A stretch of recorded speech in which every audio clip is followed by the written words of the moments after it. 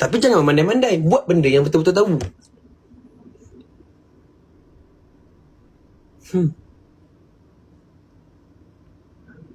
Apa lagi? Mengumpat biarlah dia, dosa dia tanggung.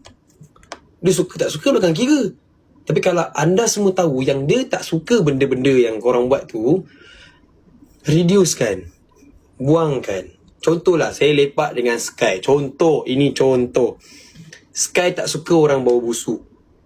Takkanlah saya dari diri sendiri saya tak suka pakai perfume. Biar je. Kan? Pakailah perfume sikit.